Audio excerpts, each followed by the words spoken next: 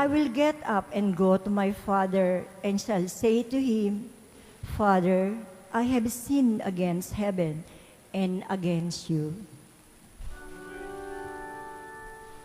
Praise to you, Lord Jesus, King of endless glory, Savior of the world, Savior of the The Lord be with you. And with your spirit. A reading from the Holy Gospel according to Luke. Glory to you, O Lord.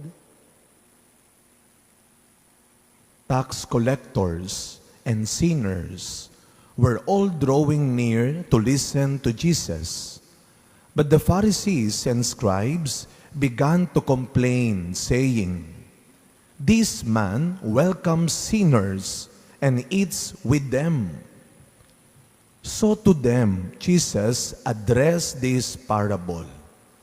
A man had 2 sons, and the younger son said to his father, "Father, give me the share of your estate that should come to me." So the father divided the property between them. After a few days, the younger son collected all his belongings and set off to a distant country, where he squandered his inheritance on a life of dissipation. When he had freely spent everything, a severe famine struck that country, and he found himself in dire need. So he hired himself out to one of the local citizens, who sent him to his farm to tend the swine. And he longed to eat his fill of the pods on which the swine fed. But nobody gave him any. Coming to his senses, he thought, "How many of my father's hired workers have more than enough food to eat? But here am I, dying from hunger. I shall get up and go to my father, and I shall say to him, Father, I have sinned against heaven and against you. I no longer deserve to be called your son. Treat me as you would treat one of your hired workers." So he got up and went back to his father.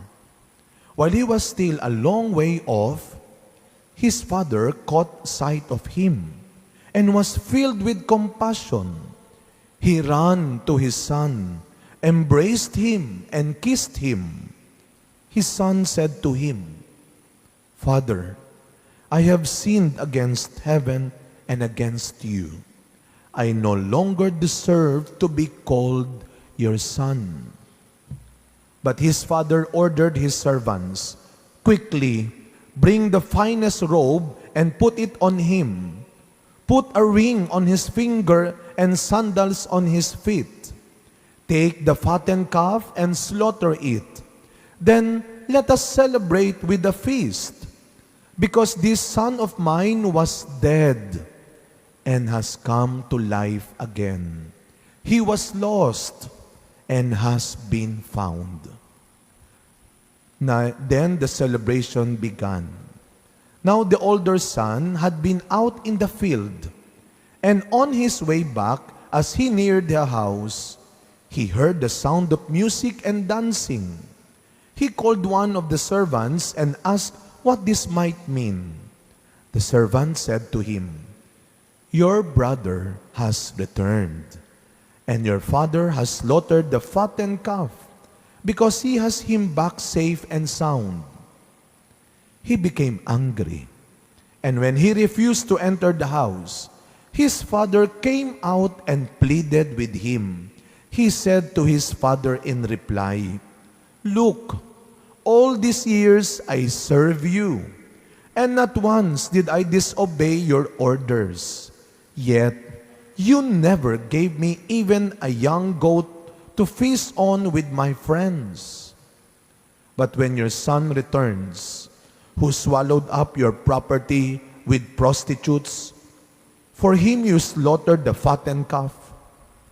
He said to him, My son, you are here with me always. Everything I have is yours. But now, we must celebrate and rejoice because your brother was dead and has come to life again. He was lost and has been found. My dear friends, the Gospel of the Lord. Praise to you, Lord Jesus Christ. Good morning po sa inyong lahat. Pakibati muna mga katabi natin. Good morning. And we are now on the 4th Sunday of Lent. Napakabilis na po. This is the last Sunday of the month. And we are on the 4th Sunday of Lent. Ika-4 na linggo ng Kwaresma. And this is what we call, as mentioned sa simula ng ating introduction, this is what we call the Laetare Sunday. Kaya nakakulay pink si Father, hindi dahil naubusan na po ako ng violet, at hindi dahil favorite ko ito, kundi ito ang kulay ng linggong ito. Sabi nila kanina, wow, Father, ganda naman ang suot. Ito ay twice a year lang namin sinusuot, kaya mukhang bagong-bago pa kahit 16 years na. Laetare Sunday, which means rejoicing Sunday. Magalak at magdiwang. Ito ang sabi ng ika-4 na linggo ng Kwaresma. O baka sabihin nyo, Father, ang ingay-ingay. Di ba sabi nga Kwaresma, bawas ng ingay.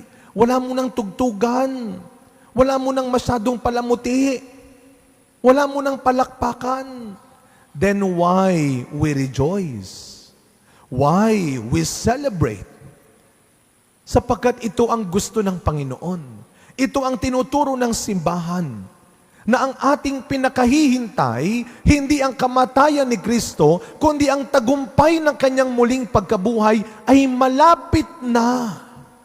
So we rejoice and we celebrate. We anticipate, we wait with joy in our hearts. Marami tayong dapat ikagalak sa buhay. Sa araw na ito, after my homily, we are going to witness the new, beautiful graces of God to our church.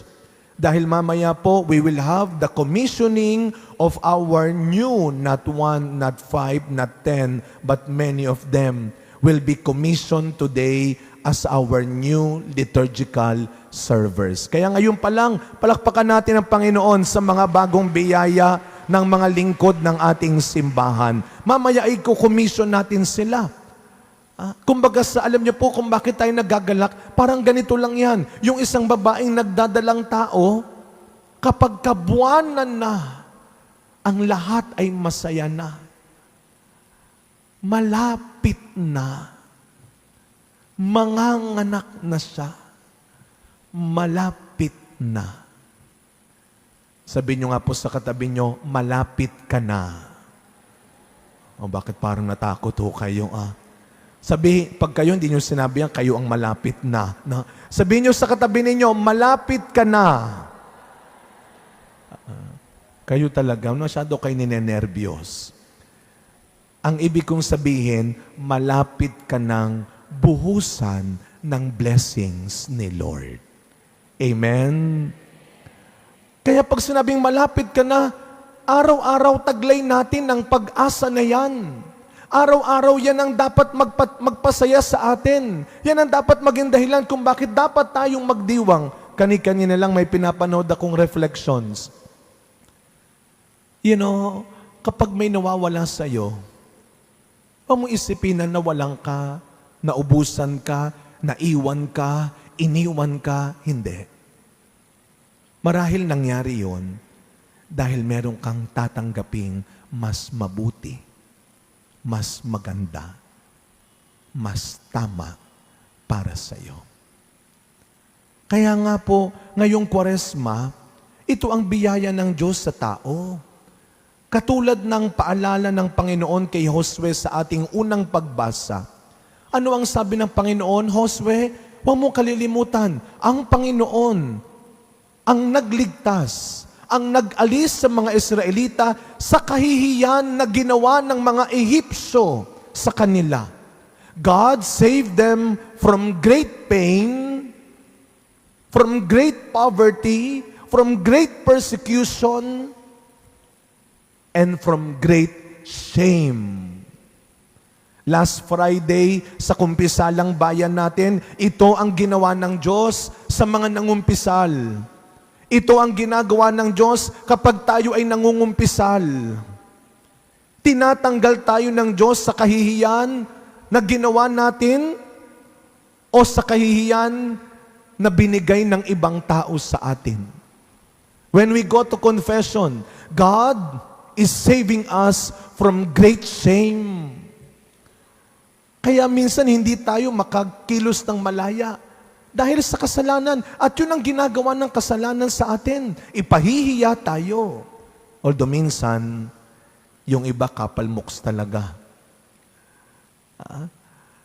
Sa gitna ng ginagawang kasalanan, wow, tapang. Sa gitna ng ginagawa nilang kalokohan, wow, bida-bida. But God will have His own way to save us.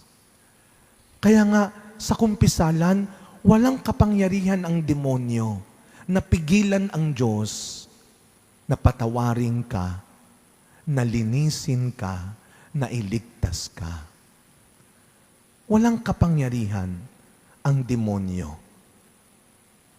laban sa pagpapatawad ng Diyos sa mga taong tumatalikod at nagbabago mula sa kanilang kasalanan. Ang gumawa ng mali, ang magturo ng masama, yan ang ikinahihiya. Pero wag ang pagpanig at paggawa mo ng mabuti at tama. Huwag kang matakot at madamot. At huwag mong hayaang sirain nino man ang kabutihan mo. Ano ang sabi ni Pablo? Ang Diyos ang may gawa, ang Diyos ang may gusto ng ating pagbabago. Dahil sa mga itinuro at halimbawa ni Kristo, kaya mo nang labanan ang kasamaan. Kaya mo nang labanan ang kasalanan na minana natin sa ating unang magulang. Sa sakramento ng kumpisal, mga kapatid, nabubura. Maniwala ho kayo. This is the power of the sacrament of confession. That in the sacrament of confession, lahat ng kasalanan sinabi mo, kaya nga huwag kayong magtitira. Pag mangungumpisal ho kayo, huwag kayong magtitira ng kasalanan, huwag kayong mamimili ng ikukumpisal lang. Ay, ito, konti pa lang naman ito, 5 pa lang, ito uulitin ko kasi bukas, kaya hindi ko muna ikukumpisal. Kayo ang nagtitira. Ay baka abutan tayo ng kamatayan, yung tinira mo ang magpahamak sa'yo. Dahil sa kumpisal, burado ang lahat ng kasalanan. Binubura ang mantsa ng ating kasalanan sa loob ng pangungumpisal. Kaya nga, always remember this.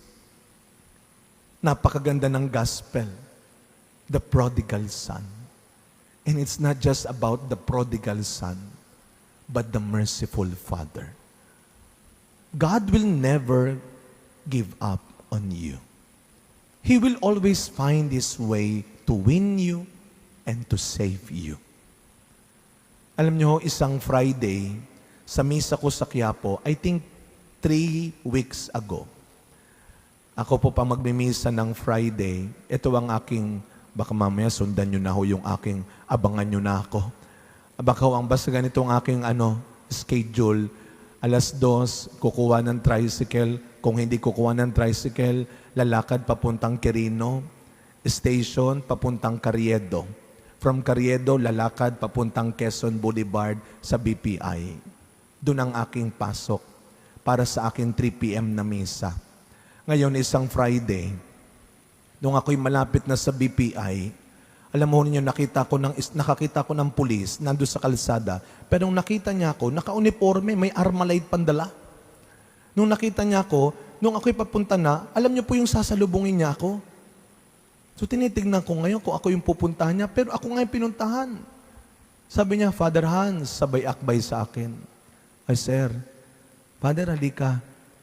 Naku, ginigilid ho ako. Sabi ko, ano bang nangyayari? Wala naman akong alam na ginawang kalokohan. Ginilid ho ako. Sabi niya, Father Hans, 9 years. 9 years kitang binabantayan. 9 years kitang inaabangan. Dahil 9 years sa loob ng city jail, nagsisimba ako sa iyo. 9 years kong kinapitan ang mga misa mo. Ngayon, Father, naibalik ako. 2 years na lang, retired na po ako. Kaya salamat, Father. Sabi ko, Sir, alam mo, thank you ha. Kahit tinakot nyo talaga ako ng very, very light. Pero mga kapatid, sa totoo lang, hindi ako ang kinapitan niya, kundi ang pag-asa kay Kristo na isang araw, makakalaya ulit siya. Na isang araw, makakapagsimula ulit siya. Ito rin ang dahilan kung bakit yung alibughang anak na nagwaldas ng kayamanan ng kanyang ama, ay muling nakabalik sa kanyang ama, ay muling nakabalik sa kanyang pamilya. Dahil ang dinasal niya, hindi dasal ng paninisi.